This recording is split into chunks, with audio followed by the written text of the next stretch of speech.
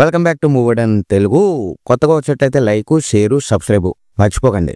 Game changer, ఆట మార్చువాడు cinema తర్వాత చరణ్ దగ్గర నుంచి రాబోతున్న ఇంకొక పాన్ ఇండియా ఫిల్మ్ RC16. దీనికి బుచ్చిబాబు గారు డైరెక్టర్. ఇది స్పోర్ట్స్ డ్రామా బ్యాక్ డ్రాప్ లో ఉంటది. ఇది మీకు తెలిసి ఇదంతా కూడా. So RC16 sports back drop అన్నారు కానీ ఇంతకీ ఏ స్పోర్ట్స్ మీద బేస్ అయ్యి ఉంటది ఈ విషయం క్లారిటీ ఇస్తా. RC16 స్పోర్ట్స్ బ్యాక్ డ్రాప్ అనగానే ఫస్ట్ అందరూ ఇది కబడ్డీ గురించి ఉంటది సినిమాలో, లేకపోతే కుస్తీ అది ఇది ఉంటది చాలా చెప్పారు. కాకపోతే రీసెంట్ గా మనకి తెలిసిన విషయం ఏంటంటే RC16 సినిమా కోసం రీసెంట్ గా హైదరాబాద్ లో ఒక క్రికెట్ స్టేడియం లాంటి సెట్ అయితే ఒకటి వేశారు. సో దీన్ని బట్టి చూసుకున్న RC16 అనేది క్రికెట్ బ్యాక్ డ్రాప్ లో ఉండే ఒక స్పోర్ట్స్ డ్రామా అని మనకి ఈజీగా అర్థం అవుతుంది. ఇంకొంతమంది ఏమంటున్నారంటే RC16 క్రికెట్ బ్యాక్ డ్రాప్ కాదు, గేమ్ వేరే ఉంటది అది ఇది అని చెప్తున్నారు. మరి స్టేడియం సెట్ ఎందుకు వేశారు అంటే దానికి వాళ్ళు ఏం చెప్తున్నారంటే, అంటే క్రికెట్ స్టేడియం సెట్ వేశారు ఓకే, బట్ కేవలం సినిమాలో ఒకే ఒక్క సీన్ షూట్ చేయడానికి మాత్రమే ఆ క్రికెట్ స్టేడియం సెట్ వేశారు, అంతేగాని ఈ సినిమా క్రికెట్ బ్యాక్ డ్రాప్ లో జరిగే స్టోరీ కాదు అది ఇది అంటున్నారు. అరే ఒక్క సీన్ కోసం అంత ఖర్చు పెట్టి క్రికెట్ స్టేడియం సెట్ ఎవడైనా వేస్తాడా? బుర్రన్నోడు ఎవడైనా వేస్తాడా చెప్పండి? వేయరు కదా.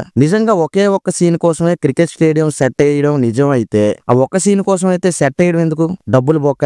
దాని బదులు గ్రీన్ స్క్రీన్ లో ఫుటేజ్ తీసేసుకొని CG వర్క్ ఇచ్చి ఒక క్రికెట్ స్టేడియం తయారు చేసొచ్చు కదా. డబ్బులు మిగిలితే టైం మిగిలింది. సో ఖచ్చితంగా RC16 అనేది క్రికెట్ గేమ్ కి సంబంధించిన స్పోర్ట్స్ బ్యాక్ డ్రాపే, ఇది ఫిక్స్ అయిపోయింది. సో డైరెక్టర్ బుచ్చిబాబు ఈ స్పోర్ట్స్ డ్రామాకి సంబంధించిన బౌండెడ్ స్క్రిప్ట్ తో గత 3 సంవత్సరాల నుండి తిరుగుతున్నాడు రామ్ చరణ్ గారి డేట్స్ కోసం. కాకపోతే రామ్ చరణ్ గారి డేట్స్ ఖాళీ లేకపోవడం వల్ల బుచ్చిబాబు ఏం చేశాడంటే ఆ బౌండెడ్ స్క్రిప్ట్ కి కొంచెం మేకప్లు అవి ఇవి చేయడం, పాలిష్ చేయడం అది ఇది చేశాడు అనమాట. అంటే కొంచెం మెరుగులు పెట్టాడు. ఇది ఒక విధంగా మంచిదే, స్టోరీ పక్కాగా ఉంటది. RC16 గురించి వినబడుతున్న ఇంకో న్యూస్ ఏంటంటే ఈ సినిమా షూటింగ్ స్టార్ట్ అవ్వకముందే మన AR రెహమాన్ గారితో 4 సాంగ్స్ కూడా కంపోజ్ చేశారంట.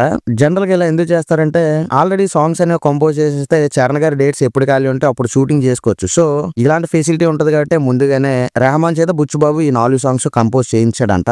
అండ్ స్పోర్ట్స్ బ్యాక్ డ్రాప్ లో వస్తున్న సినిమాకి రెహమాన్ బ్యాక్గ్రౌండ్ స్కోర్ అంటే ఊహించుకోవచ్చు ఏ రేంజ్ లో ఉంటుందో. ఆల్రెడీ మనం ఇంతకు ముందు AR Rahman background score work చేసిన చాలా సినిమాలు చూసాం. ఫర్ ఎగ్జాంపుల్ కి విజయ్ గారి బిగిల్ గానీ, లేకపోతే సచిన్ బిలియన్ డ్రీమ్స్ అని ఒక సినిమా ఉంది. అది పెద్దగా ఆడలేదు కానీ అందులో BGM అయితే చాలా బాగుంటది. అలాగే రీసెంట్ గా వచ్చిన అజయ్ దేవగన్ గారి మైదాన్ సినిమా. సో ఇలాంటి స్పోర్ట్స్ బ్యాక్ డ్రాప్ లో వచ్చిన సినిమాలు అన్నిటికి కూడా రెహమాన్ మ్యూజిక్ అయితే పర్ఫెక్ట్ గా ఉంటది, ఆ విషయంలో డౌట్ ఏం లేదు. కాకపోతే ఇంకొక రూమర్ ఏమొస్తుందంటే ఈ సినిమాకి AR రెహమాన్ గారు అసలు మ్యూజిక్ చేయరు, ఎందుకంటే దేవిశ్రీ ప్రసాద్ గారిని తీసుకుంటారు. దీనికి రీజన్ ఏంటంటే సుకుమార్ గారు దేవిశ్రీ ప్రసాద్ గారిని పుష్ప మూవీకి తీసుకున్నారు కాబట్టి ఇక్కడ సుకుమార్ గారి శిష్యుడైన బుచ్చిబాబు కూడా దేవిశ్రీ ప్రసాద్ నే RC16 కి తీసుకుంటారు అది ఇది అంటున్నారు. నేనైతే ఈ న్యూస్ అయితే నిజం అనుకోవట్లేదు, ఎందుకంటే ఒకవేళ నిజమైనా కూడా స్పోర్ట్స్ బ్యాక్ డ్రాప్ కి దేవిశ్రీ ప్రసాద్ అంత మంచి BGM ఇస్తాడని నేనైతే అనుకోవట్లేదు. ఆల్రెడీ మనకి ఇంతకు ముందే కంగువా అనే మూవీకి BGM చేసాడు, ఎలా చేశాడో మీకు తెలుసు. చెవులన్నీ కూడా బొక్కలు పడిపోయి ఇప్పటికీ కూడా కంగువా సినిమాకి దేవిశ్రీ కొట్టిన BGM ఇంకా చెవుల్లో రింగ్ రింగ్ అంటుంది.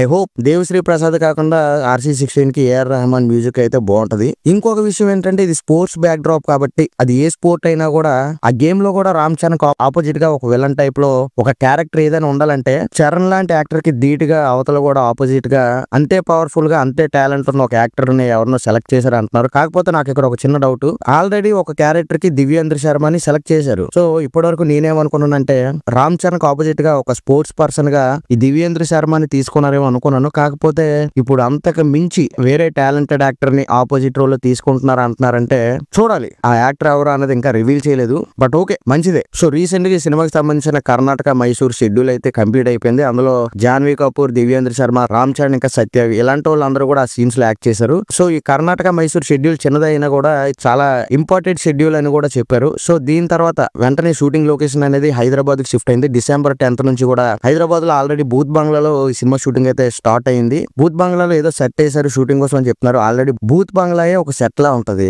మళ్ళీ అందులో సెట్ అంట. చూద్దాం, ఓకే పర్లేదు. సో RC16 షెడ్యూల్ కి గ్యాప్ లేకుండా షూటింగ్ అయితే జరుగుతుందంట. So that talkie part fast గా కంప్లీట్ చేసేస్తే మిగతాది CG వర్క్ ఇచ్చుకోవచ్చు. మేబీ ఇది డైరెక్టర్ ప్లాన్ అయ్యి ఉండొచ్చు. యాక్చువల్లీ ఈ సినిమా రిలీజ్ అయితే 2025 లో ఉండకపోవచ్చు అన్నారు. కాకపోతే ఇప్పుడైతే షూటింగ్ అయితే షెడ్యూల్ కి గ్యాప్ లేకుండా ఎంత స్పీడ్ గా జరుగుతుంది కాబట్టి మేబీ 2025 లోనే ఈ సినిమా రావచ్చు అని నేను అనుకుంటున్నాను. ఏదేమైనా సరే ఇది ఒక మంచి స్పోర్ట్స్ బ్యాక్ డ్రాప్ స్టోరీ అంటున్నారు కాబట్టి ఇలాంటి స్టోరీలో అవసరం లేని ఐటమ్ సాంగ్లు, గుద్దితే ఎగిరిపోవడాలు, ఇలాంటి ఫైట్లు అవి ఇవి లేకుండా నేచురల్ గా ఉంటే బాగుంటది స్టోరీ పరంగా. సో అది మ్యాటర్. వీడియో నచ్చితే లైక్ చేసి మన ఛానల్ సబ్స్క్రైబ్ చేయండి.